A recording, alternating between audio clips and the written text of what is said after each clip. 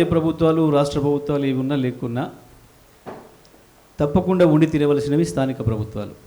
అవి గ్రామ పంచాయతీలు కావచ్చు, మున్సిపాలిటీలు కావచ్చు. ఎందుకనంటే చట్టసభలకు ఉండే విధులు వేరు, వాటి బాధ్యతలు వేరు, స్థానిక సంస్థలకు ఉండే బాధ్యతలు వేరు. వాస్తవానికి గ్రామ పంచాయతీలు అనేవి ఒక ఇన్స్టిట్యూషన్స్ కాదు.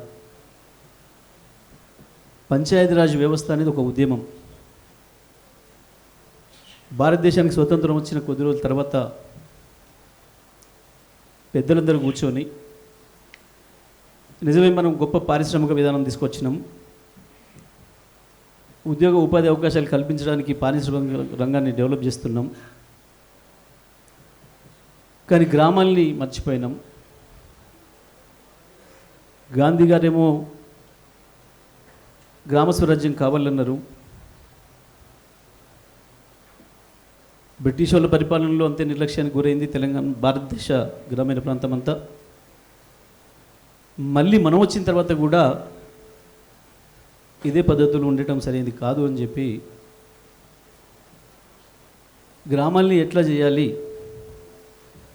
ఎందుకంటే స్వతంత్రం వచ్చిన నాటికి 90% గ్రామాలకు కూడా ఎక్కడ రాకపోకలు లేవు. మనకు ట్రాన్స్పోర్టేషన్ లేదు, కమ్యూనికేషన్ లేదు. మనకు తెలుసు ఉత్తరాలు మనిషి రాసి పంపిస్తేనే సమాచారం. ఊళ్ళకి పోయి రావాలంటే ఎడ్ల బండ్లు, నడక లేదా ఎడ్ల బండ్లు, కొందరు గుర్రాలు, కొద్దిమంది గాడిదలు వాడేది. మరి నిధులు లేవు. నిజమే ప్రభుత్వంగా ఏర్పడడం, కానీ కేంద్రం కావచ్చు, రాష్ట్రాలు, ఆ రోజుకున్న 14 రాష్ట్రాలే, రాష్ట్ర ప్రభుత్వాల దగ్గర కూడా నిధులు లేవు. వాస్తవానికి స్వతంత్రం తెచ్చుకున్నాం. మరి ఇప్పుడున్న పరిస్థితులలో గ్రామాల సమస్యలు ఎట్లా తీరాలి, ఏం చేయాలి మనం అని చర్చ వచ్చినప్పుడు పెద్దలందరూ కూడా, పార్లమెంట్లో ఉన్న అన్ని పార్టీల పెద్దలు కూడా ఆలోచన చేసి పంచాయతీరాజ్ ఉద్యమం అనేది తీసుకురావాలి. ఒక ఉద్యమంలాగా దేశానికి స్వతంత్రం తెచ్చుకోవడం కొరకు ఎట్లయితే ఉద్యమం చేసినామో, గ్రామాల అభివృద్ధికి కూడా ఒక ఉద్యమంలాగా పనిచేస్తే గ్రామ ప్రజలందరూ కలిసికట్టుగా వాళ్ళకి ఏం కావాలనో వాళ్ళే నిర్ణయించుకొని అక్కడ స్థానికంగా ఉండే చిన్న చిన్న సమస్యల్ని వాళ్ళే పరిష్కారం చేసుకొని, వాళ్ళతో కానివి ఎక్కువ ఆర్థిక భారంతో కూడుకున్న సమస్యలు ఏవైతే ఉంటాయో వాటిని మాత్రమే ప్రభుత్వానికి ట్రాన్స్ఫర్ చేయాలి, ప్రభుత్వం నుంచి తీసుకోవాలి. దానికి ఏదైనా కొంత సాయం మనం చేయగలుగుతాం. ఇది ప్రధానంగా ప్రజలు వాళ్ళ కూర్చొని స్థానికంగా వాళ్ళకు ఉండే అవసరాలు, ఎందుకంటే ఎవరికో చేస్తలేరు, ఆ గ్రామంలో ఉండే ప్రజలు వాళ్ళు కలిసి చేసుకునే ఏర్పాటు. ఎవరింటికి వాళ్ళే చేయలేరు కాబట్టి, అందరు కలిపి కట్టుకున్న ఇదే గ్రామం కాబట్టి వాళ్ళే ప్లాన్ చేసుకోవాలి, వాళ్ళే దీన్ని చేయాలంటే దీన్ని మనం కూడా ఒక ఉద్యమంలాగా అన్ని పార్టీలకు అతీతంగా ప్రజలకు ఆ ఎడ్యుకేషన్ ఇవ్వాలి, ప్రజల్ని ఆ రకంగా మోటివేట్ చేయాలి అని చెప్పి తీసుకొచ్చింది. దాంట్లో భాగంగానే ఎన్నికల్ని కూడా పార్టీల రహితంగానే నిర్వహించాలని చెప్పి పెట్టారు. అప్పటికే కొంత పార్టీలుగా పేరు వస్తున్నప్పటికీ కూడా 1992లో తెచ్చిన రాజ్యాంగ సవరణ మొదటిసారిగా కొన్ని ప్రత్యేకమైన అధికారాలను ఇస్తూ, విధులను కూడా నిర్వచిస్తూ, పన్నులు వేసుకోవడానికి కూడా అధికారం ఇచ్చి కొంత వెసులుబాటు కల్పించింది. మారిన పరిస్థితులలో కొత్త కొత్త ఆలోచనలు, కొత్త కొత్త కోరికలు పెరుగుతున్నాయి, ఆకాంక్షలు పెరుగుతున్నాయి కాబట్టి, నాగరికత పెరుగుతుంది కాబట్టి దానికి అనుకూలంగా కొంత అక్కడ కూడా అధికారాలు ఉండాలి అని చెప్పి అధికారాలని, విధుల్ని నిర్వచిస్తూ రాజ్యాంగం తీసుకొచ్చి సవరణ తీసుకొచ్చి ఆ రోజు కూడా పార్టీలకు రహితంగానే ఉండాలి అని చెప్పి నిర్ణయం చేయడం జరిగింది. దేశవ్యాప్తంగా కూడా అదే పద్ధతిలో ఉంది. కానీ మనం ఎంత కాదనుకున్న దురదృష్టవశాత్తు పార్టీలే అయినాయి. ఇంకా దురదృష్టం ఏంటంటే అవి కొట్లాటలకు కూడా దారి తీసినాయి చాలా చోట్ల. మళ్ళీ ఇప్పుడు కొంత మారింది. గతంలో అయితే 15-20 ఏళ్ల కింద గ్రామ పంచాయతీ ఎన్నికలు వస్తే తెలంగాణలో వందలాది కొట్లాటల కేసులు అయ్యేది. కానీ గత 10-15 సంవత్సరాలుగా కొంత తగ్గింది. ప్రజల్లో కూడా మార్పు వచ్చింది.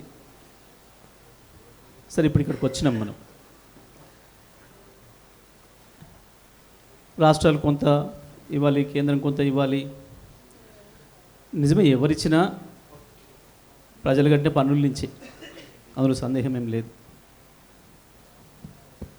తప్పకుండా రాష్ట్రాలు ఉండాలి, కేంద్రం ఉండాలి. ఎందుకంటే ఒక దేశంగా దేశ రక్షణ అవసరం కాబట్టి ఒక జాతీయ ప్రభుత్వం ఉండి తీరాలి. అది కూడా బలమైన ప్రభుత్వం ఉండి తీరాలి. దాని కొరకు ఆనాడే రాజ్యాంగంలోనే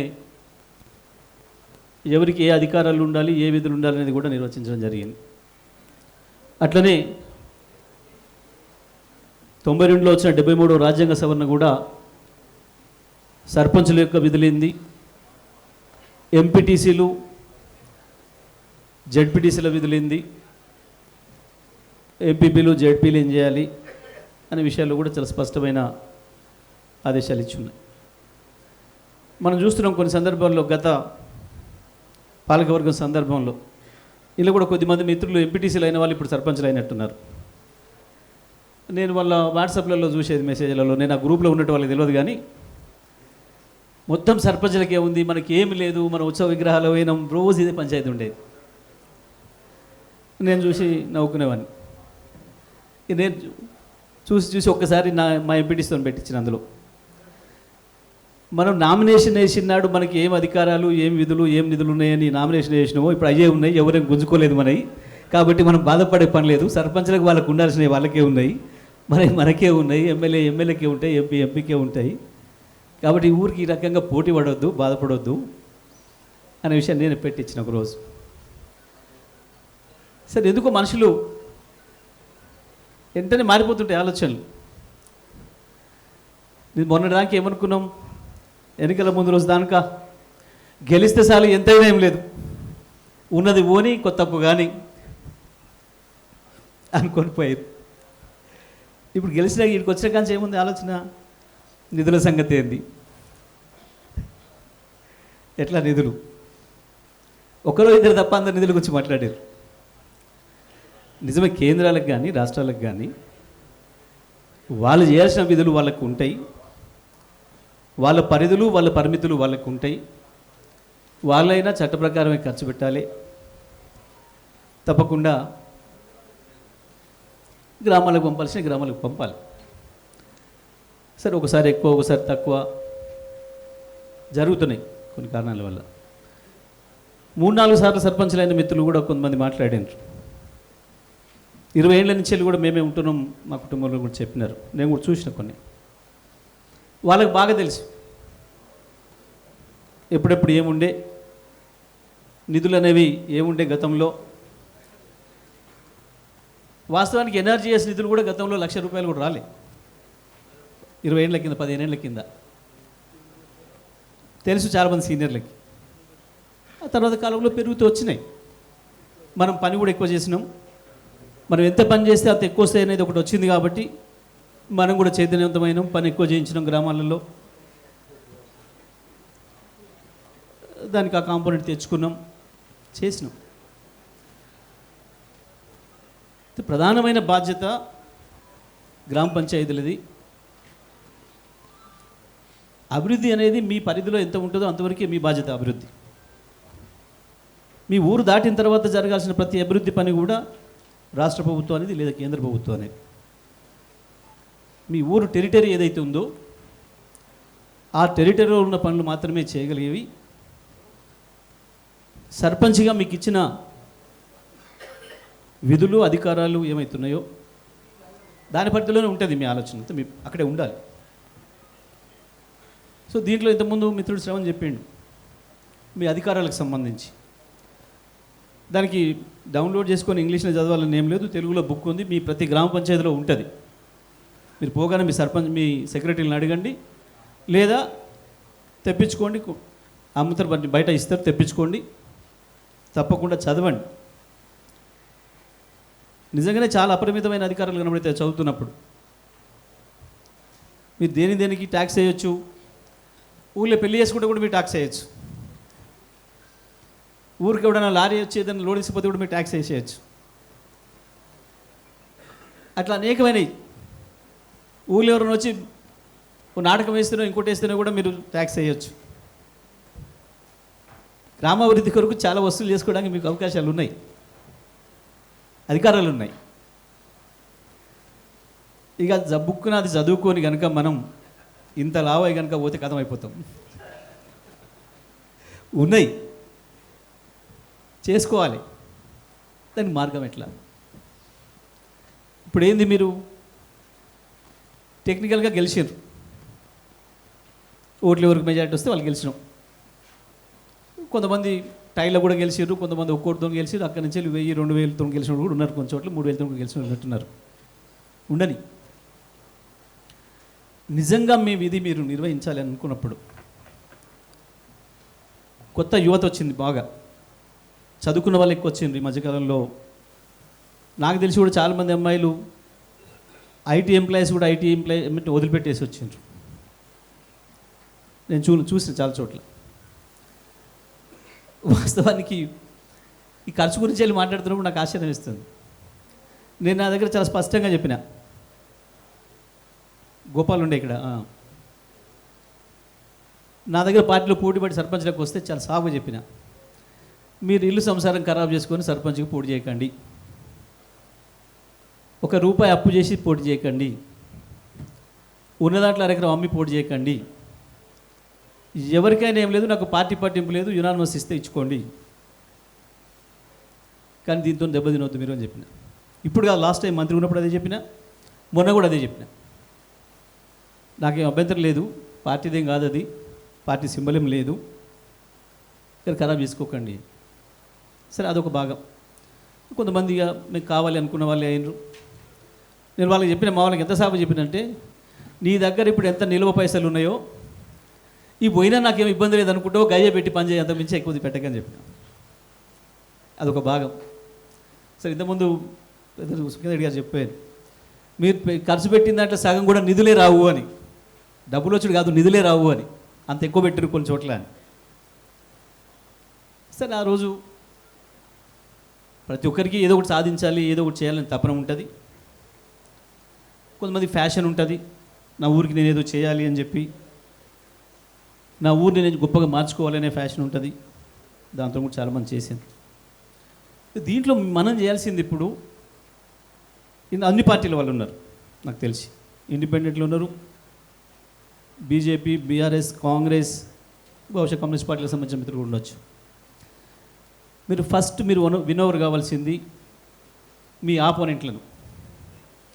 మీ మీద ఎవరైతే ఓడిపోయినరో వాళ్ళని కాన్ఫరెన్స్లో తీసుకోండి, వాళ్ళని కూడా పిలుచుకోండి. మీ మీద సర్పంచ్ చేసి ఓడిపోయిన వాళ్ళు కావచ్చు, వార్డులలో మీ ప్యానెల్కి అవతల ప్యానెల్ చేసి ఓడిపోయిన వాళ్ళు కావచ్చు, వాళ్ళందరూ కూడా కాన్ఫరెన్స్లోకి తీసుకోండి. ఎందుకంటే ఇప్పుడు మీరు సర్పంచ్, ఊరు మొత్తానికి సర్పంచ్, మీ మీద ఓడిపోయిన ఆయన కూడా మీరు సర్పంచే. మీరు ఒక మంచి కార్యం చేయాలనుకుంటున్నారు ఊళ్ళో, దానికి వాళ్ళ ఆటంకాలు కల్పించకుండా ఉండి వాళ్ళు సహకరిస్తేనే సక్సెస్ అవుతుంది. ఏకపక్షంగా ఏం చేయలేం, తప్పకుండా అందరి సహకారం అవసరం. మొట్టమొదలు మీరు ఏదైనా అభివృద్ధి చెయ్యాలి అని అనుకుంటే మొట్టమొదలు ఆ గ్రామం ప్రశాంతంగా ఉండాలి. గ్రామంలో ప్రశాంతత లేకుండా ఏం చేయలేం. మనం ఏం ఆలోచిస్తామో అదే చేస్తాం. మనం కక్షతోనే ఆలోచిస్తే అదే పని చేస్తాం. వారు ఎప్పుడు కొట్టాలి, ఏం చేయాలి, లేదు ఈ ఊళ్ళోకి ఈ పని చేయాలి అని అనుకుంటే ఈ పని చేయడానికి మార్గం ఏంది, ఎవరోని కలుపుకొని పోవాలి. ఇప్పుడు చాలా గ్రామాల ఉదాహరణలు ఉన్నాయి. సరే, లాస్ట్ 10 ఏళ్లలో కొంత మర్చిపోయినాం, కానీ అంతకుముందు తెలంగాణలో ఒక గ్రామం పేరు చెప్పమంటే ఒకే ఒక గ్రామం గంగదేవిపల్లి. గ్రామ పంచాయతీకి ఉదాహరణ చెప్పండి అంటే ఒకటే ఒక గంగదేవిపల్లి చెప్పేది. అక్కడ పాపం చంద్రమౌళి అని ఆయన సర్పంచ్ అయిండు. ఆయన జీవితం అంతా దానికి డెడికేట్ చేసిండు, బ్రహ్మాండమైన అభివృద్ధి చేసిండు. అప్పుడు నిజంగా కూడా ప్రభుత్వాల నుంచి అంత పెద్ద సహకారం లేదు, పెద్దగా నిధులు కూడా వచ్చింది లేదు. ప్రారంభ దశలో గ్రామం మొత్తాన్ని కాన్ఫరెన్స్లో తీసుకొని ఆయన ఆలోచన చేసిండు, ఏం చేస్తే నేను ఇవాళ ఈ ఊరిని ఆదర్శంగా ఉంచగలుగుతా, నేను అనుకున్న పని చేయగలుగుతా అని. ఆయనకు మొట్టమొదటి వచ్చిన ఆలోచనే ప్రజలందరినీ కలుపుకొని పనిచేయడం అనేది.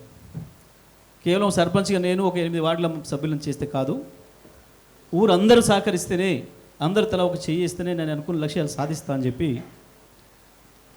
26 కమిటీలు వేసిండు. ఈయన సర్పంచ్గా 8 మంది వార్డు మెంబర్లు ఉండగా కూడా ప్రతిదానికి ఒక కమిటీ వేసిండు. వ్యవసాయ రంగం అభివృద్ధి కొరకు ఆలోచించడానికి ఒక కమిటీ, విద్యారంగ అభివృద్ధి కొరకు ఆలోచిస్తానికి ఒక కమిటీ, వైద్య రంగం గురించి ఆలోచించడానికి ఒక కమిటీ, గ్రామ మౌలిక సదుపాయాల గురించి ఆలోచించడానికి ఒక కమిటీ, విద్యుత్ వ్యవస్థ గురించి పనిచేయడానికి ఒక కమిటీ, గ్రామంలో ఉండే అన్నీ. ఎందుకంటే గ్రామం మనం ఒప్పుకోకపోయినా భిన్న వర్గాలుగా విడిపోయిన గ్రామాలు భారతదేశం. మనం వాటి కులాలు అంటున్నాం. అందరూ కూడా కలుపుకోవాలి, అందరికి భాగస్వామ్యం ఉండాలి. అందులో కొంత చదువుకున్న వాళ్ళు, ఆ పని చేయగలిగిన వాళ్ళు, గ్రామానికి సమయం ఇవ్వగలిగిన వాళ్ళు, వాళ్ళందరినీ కూడా తీసుకొని వాళ్ళ ఇష్ట ప్రకారం మీరు ఎవరెవరు పని చేస్తారో ముందుకు రండి. నేను సర్పంచ్గా పేరుకి ఒక సర్పంచ్ని, కానీ ఇది మన అందరి బాధ్యత, ఇది మన ఊరి బాధ్యత, నా ఒక్క కుటుంబానికి కాదు. మురికాలు బాగలేకపోతే దోమలు పుడితే దోమలు అందరినీ కరుస్తాయి, నిన్ను నన్ను ప్రతి ఒక్కరిని కరుస్తాయి. అవతలోనే గర్వాలు లేదు, నన్నే గర్వచ్చు. వచ్చే వాసన మరి ప్రతి ఇంట్లోకి వస్తుంది.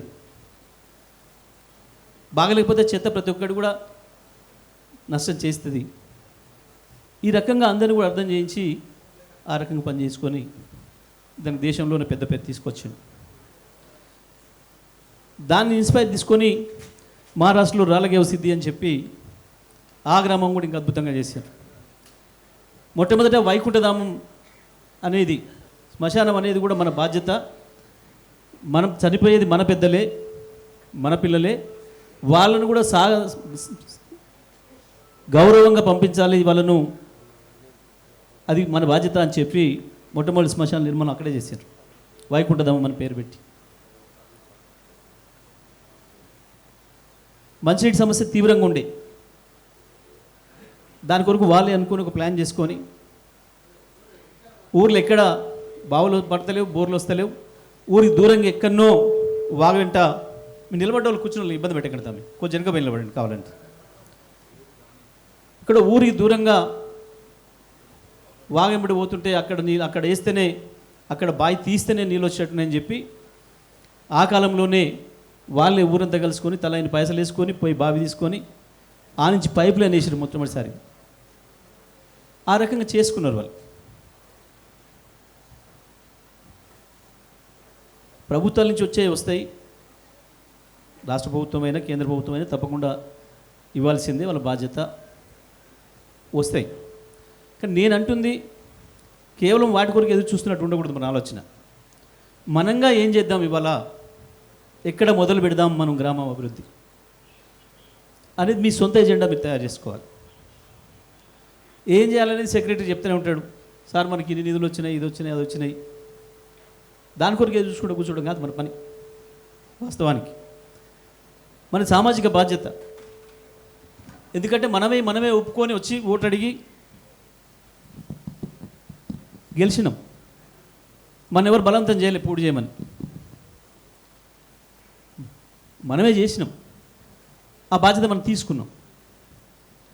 తీసుకున్నప్పుడు దాన్ని పూర్తిగా పరిపూర్ణంగా నెరవేర్చాలంటే ముందు అందరినీ కాన్ఫిడెన్స్లో తీసుకోవాలి. ఇవాళ నిజంగానే ప్రపంచాన్ని పట్టి పీడిస్తున్న ప్రధానమైన సమస్యలు 2. ఒకటి పర్యావరణ సమస్య, ఆక్సిజన్. ఇవాళ మనం పీలుస్తున్న గాలిలో 50% కూడా ఆక్సిజన్ ఉండడం లేదు. ఎందుకు సడన్గా చనిపోతున్నారు? 13-14 ఏళ్ళ పిల్లలకు కూడా హార్ట్ అటాక్స్ చూస్తున్నాం మనం. స్కూల్ పిల్లలు ఆడుకుంటూ గ్రౌండ్లో పడి చనిపోతున్నారు. చాలా ఆశ్చర్యం. ఒకప్పుడు మనకు గుండెపోటు అంటే 50 దాటితేనే వస్తాయనే భావన ఉండే. ఈ 10-15 ఏళ్లలోనే పెరిగిపోయింది. మరి గత 2-3 సంవత్సరాలుగా మాట్లాడుతూనే ఎదురుగా మనిషి పడిపోతున్నాడు. హాస్పిటల్ తీసుకుపోయే అవకాశం కూడా ఇస్తలేడు. ప్రధానమైన కారణం క్యాన్సర్ పెరగడానికి కానీ, అకస్మాత్తుగా మనుషులు చనిపోవడానికి కానీ ప్రధానమైన కారణం కాలుష్యం. ఒక భారతదేశ సమస్య కాదు, ఇది మొత్తం ప్రపంచ సమస్య. చాలా దేశాలలో చట్టాలు చేసినారు, ఎక్కడ ఒక చెట్టు కొట్టడానికి లేదు. ప్రపంచంలో అత్యంత ఎక్కువ చెట్లున్నది కెనడా దేశంలో. ఒక్కొక్క మనిషికి 3000 చెట్ల పైన ఉంటాయి. అయినా ఆ దేశంలో ప్రభుత్వ అనుమతి లేకుండా ఎవరు చెట్టు కొట్టడానికి లేదు. వాళ్ళ ఇంటి జాగల చెట్టు ఉన్నా ప్రభుత్వ అనుమతి తీసుకొని ఆ చెట్టు వల్ల నాకు ఇబ్బంది జరుగుతుంది అని చెప్పి అప్లికేషన్ పెట్టుకుంటే వాడు ఆఫీసర్ వచ్చి చూసిపోయి నిజమైన సర్టిఫై చేస్తే ఇంకొక మొక్క వేరే చోట నాటిన తర్వాతనే దాన్ని కొట్టడానికి అనుమతిస్తారు. అమెరికాలో కూడా మనిషికి 400 పైన చెట్లు ఉంటాయి, అయినా అక్కడ కూడా అంతే. దురదృష్టం ఏంటంటే మన దేశంలో మనిషికి 27 చెట్లే ఉన్నాయి. ఈ మధ్యన మనం చూస్తున్నాం, ఢిల్లీలో పొల్యూషన్తో మొత్తం స్కూల్ బంద్ చేసినారు, అన్ని బంద్ చేసినారు, ప్రజల్ని బయట రావద్దని చెప్తున్నారు అన్నమాట. దేశ రాజధానిలో ఎందుకు చెట్లు లేవు, మొత్తం కాంక్రీట్ జంగల్ అయింది, ఎటు చూసినా పొల్యూషన్, దాంతో సమస్య తెచ్చుకున్నాం. నిజమే, మనం ఒక రోడ్డు ఒక పూట ఆలస్యమైన నష్టం లేదు, ఇంకోటి అయినా నష్టం లేదు. కానీ రేపటి తరానికి మన పిల్లలే కదా, ఎవరు బయట నుంచి కాదు కదా, మన ఊర్లే మన పిల్లలు మన వారసులే కదా వచ్చేది. రేపటి తరానికి సరైన పర్యావరణం ఇవ్వడం అనేదే మనందరి బాధ్యత. ఇవ్వాలి, దాన్ని మొట్టమొదటి ప్రయారిటీగా తీసుకోవాలి ప్రతి ఒక్కరం కూడా. కొన్ని దేశాల్లో చట్టాలు ఇంకా ఆశ్చర్యంగా చేశారు. పెళ్లి చేసుకోవాలన్నా మొదలు ఒక చెట్టు పెట్టాలి. కొన్ని దేశాలలో చెట్టు నాటి వచ్చి చూపిస్తేనే అనుమతిస్తారు పెళ్లి చేసుకోవడానికి. ఇంకా కొన్ని దేశాలలో అయితే ఒక బిడ్డను కావాలంటే కూడా ముందు చెట్టు పెంచాలి. పుట్టబోయే బిడ్డకు ఆక్సిజన్ నువ్వు తయారు చేసిన తర్వాతనే బిడ్డను కను. ఇంత తీవ్రంగా ఉన్నాయి. మనం కూడా ఆ పరిస్థితికి వస్తున్నాం. దురదృష్టం ఏంటంటే నల్గొండ, కరీంనగర్ లాంటి జిల్లాలు ఇంకా ఇబ్బందులు ఉన్నాయి. 3% కూడా అడవి లేదు మనకు. కొన్ని జిల్లాల్లో ఉన్నాయి 20%, కానీ మనలాంటి జిల్లాలలో 3% కూడా అడవి లేదు. అడవి అని చెప్పిన జాగలకు కూడా చెట్లు లేవు. నల్గొండకుంటే కృష్ణపట్ట చూపిస్తారు, కానీ నా పరాలేదు తప్ప పెద్ద చెట్లు కనబడవు. ఎవరికైనా కోపం వచ్చిపోయి ఊరేసుకొని చేద్దామన్నా పెద్ద చెట్టే లేదు. అటువంటి పరిస్థితుల్లో ఉన్నాం. కాబట్టి దయచేసి మొట్టమొదటిగా మీ ప్రాధాన్యతను చెట్లు పెంచేదాని కొరకు మీ ఎక్కడ జాగ ఉండని, అది ఎంతకింత జాగ ఉండని, గజం జాగ ఉండని, ఇండ్లన్నా రోడ్ల మీదనా ఇంకో చోటన ఇంకో. ఇంతకుముందు ఒక మిత్రుడు మాట్లాడుతూ చెప్పిండు, సార్ చెట్లు పెంచారు కానీ డ్రైనేజ్ పోతుంది, కరెంటుకి ఇబ్బంది అవుతుంది అని. నీకున్న జాగా గదే, కరెంటుకి తగలకుండా కట్ చేయండి ఎప్పటికప్పుడు. డ్రైనేజీ కాదు గోడ కూడా పోనీయండి, కానీ చెట్టును మాత్రం తీయకండి. నేను సూర్యాపేటలో ఒక చెట్టు కొడితే ₹1,00,000 ఫైన్ వేయించిన. నాకు తెలుసు వాళ్ళ కుటుంబం నాకు శాశ్వతంగా దూరం అయితే నాకు ఓట్లేరని. ఒక చెట్టు చనిపోవడం అంటే ఒక మనిషి చనిపోయిన దానికంటే ఎక్కువ అనే భావనతో చూడాలి. ఇక్కడ 100 మందికి, లక్షల మందికి, కోట్ల మందికి కదా ఆక్సిజన్ ఇచ్చేది చెట్లు.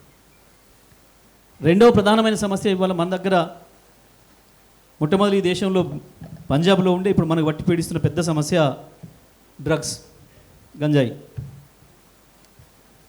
దారుణం అయిపోయింది, గ్రామాలకు కూడా వచ్చింది. దీన్ని ఒక ఉద్యమం లాగా చేస్తే తప్ప గంజాయిని తీసేయడం అంత ఈజీ కాదు. ఒక ఈగలు ఎవరో చేస్తే కూడా సాధ్యమయ్యేది కాదు. మొత్తానికి మొత్తం మనం మాట్లాడుకుంటున్నాం, అందరం ఇట్లా అనుకుంటూ పోతున్నాం. దాన్ని బానిస అవుతుంది ఎవరు? మన పిల్లలే కదా. నిన్న మీకు ఓట్లేసిన దాంట్లో వాళ్ళు కూడా ఉన్నారు కదా. వాళ్ళు ఓట్లేసిన దాంట్లో కాదు, మీరు కరెక్ట్గా చెక్ చేయించుకుంటే మన సర్పంచ్ల పిల్లలు, మన ఎంపీపీ జడ్పీసీల పిల్లలు, మన ఎమ్మెల్యేలు ఎమ్మెల్సీల పిల్లలు కూడా ఉంటారు దాంట్లో. చాలామంది ఉన్నారు అట్లా, నాకు తెలుసు. నాకే వచ్చేది రిపోర్ట్ సూర్యాపేటలో, పలానా నాయకుడి పిల్లవాడికి ఇట్లా ఉంది సార్ అని.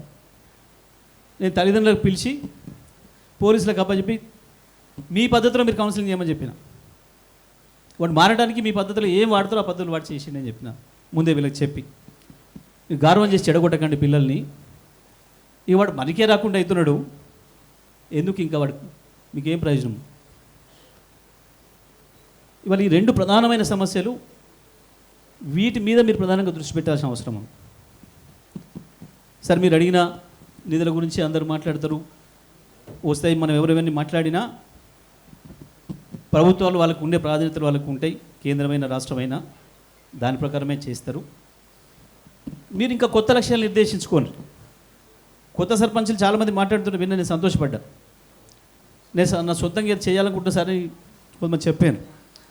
తప్పకుండా మీరు ఇప్పటి వరకు ఉన్న గ్రామ పంచాయతీలలో అద్భుతమైన ఫలితాలు సంపాదించిన గ్రామ పంచాయతీలు, పేరు తెచ్చుకున్న గ్రామ పంచాయతీలు ఏంటి అని ఒకసారి చూసుకోండి. ఇప్పుడు భారతదేశంలో అవార్డులు తీసుకున్న గ్రామ పంచాయతీలు ప్రతి సంవత్సరం కేంద్ర ప్రభుత్వం అవార్డులు ఇస్తుంది. అవార్డులు తీసుకున్న గ్రామ పంచాయతీలు చూడండి, ఒక్కసారి పోయి విజిట్ చేసిరండి, ఎవరికి వాళ్ళుగా పోయి అక్కడ ఉండే, ఇప్పుడు ఎందుకైనా సర్పంచ్ గారు ఉండొచ్చు, వారితో మాట్లాడండి, ఏమేమి చేసిండ్రు, ఎట్లా చేసిండ్రు, అవి చేయడానికి వాళ్ళు ఎట్లా కష్టపడ్డరు, ప్రజల సహకారం అందరిది ఎట్లా తీసుకున్నారు. నేర్చుకోవాలి, ప్రతిదీ కూడా నేర్చుకుంటూనే వస్తుంది. మనిషి చనిపోయే రోజు వరకు కూడా నేర్చుకోవాల్సిందే. అన్నీ మనకి తెలుసని అనుకోవడం కరెక్ట్ కాదు. ఇప్పుడు మనకి ఏమీ తెలియదు వాస్తవానికి. ప్రతి నిత్యం ప్రతిక్షణం తెలుసుకోవాల్సిందే ఎప్పుడు కూడా మనం. ఇవాళ మనకు బాధ్యత వచ్చింది, తప్పకుండా ఈ బాధ్యతను పరిపూర్ణంగా నెరవేరిస్తేనే రేపటికి మళ్ళీ మనం ప్రజలు ఆదరిస్తారు. నెక్స్ట్ ఇవాళ ఇద్దరు ముగ్గురు చెప్పి నాకు సంతోషమైంది. నేను రెండోసారి గెలిచినా, మేము మూడోసారి గెలిచినాం, నాలుగోసారి గెలిచినాం అని ఆ పేరు తెచ్చుకురు కాబట్టి మీకు ప్రజలు మళ్ళీ అవకాశం ఇచ్చిండ్రు. వాస్తవానికి మేము గతంలో 18 చట్టం చేసినాడు కూడా ఆస్ఫూర్తితోనే కంటిన్యూగా 2 సార్లు సేమ్ రిజర్వేషన్ పెట్టింది. ఏంటంటే వీళ్ళు కష్టపడి పనిచేయాలి, మంచి పేరు తెచ్చుకొని మళ్ళీ గెలవాలని తపన ఉంటుంది అని అనుకొని పెట్టినాం. వాస్తవానికి అది దాంట్లో వేరే ఉద్దేశం ఏం లేదు. సో కాబట్టి దయచేసి మీ అందరూ కూడా నా విజ్ఞప్తి, మీ లక్ష్యాలను మీరే నిర్దేశించుకోండి. కేవలం ప్రభుత్వం నుంచి వచ్చే కార్యక్రమాలే కాకుండా ఇంకా ఏం చేయొచ్చు ఈ ఊరికి మీరు ఆలోచిస్తే మీకు వస్తాయి కొత్త, నేను చెప్పిన వాటికంటే ఎక్కువ. తప్పకుండా నిజాన్ని సర్పంచ్ అవ్వడం అనేది గొప్ప విషయం. ఎంపీ అల్కగా అయిపోతాడు, బీఫామ్ తెచ్చుకుంటే, ఎమ్మెల్యే ఈజీగా అయిపోతాడు, కానీ సర్పంచ్ కావడం కష్టం. 100 ఆలోచన చేసి ఇస్తారు. సర్పంచ్ కొట్టేసేటప్పుడు తెల్లకాయ మీద సంతకం పెట్టినట్టు ఫీల్ అవుతారు ప్రజలు, అంత భయపడతారు, అంత జాగ్రత్తగా చూసే ఓటేస్తారు. కాబట్టి తప్పకుండా మీకు అంత అద్భుతమైన అవకాశం వచ్చింది. గతంలో మంచిగా పనిచేసిన సర్పంచులను ఏకంగా ఎమ్మెల్యేలు, ఎంపీలను చేసిండ్రు. ఆ రకంగా అవకాశాలు వచ్చినాయి. సో ఈ వచ్చింది ఏదైతే ఉందో ఇది చివరి కాదు, ఇది మొదటి అవకాశంగా తీసుకొని తప్పకుండా మీ గ్రామాలలో మీరు విజయవంతం కావాలని, మీ ప్రజలందరి చేత మంచి అనిపించుకోవాలని, మీ గ్రామాన్ని ఆదర్శ గ్రామాలుగా చేసుకోవాలని చెప్పి ఆశిస్తూ మీ అందరికీ మరొకసారి శుభాకాంక్షలు తెలియజేస్తూ సెలవు. జై తెలంగాణ. Thank you.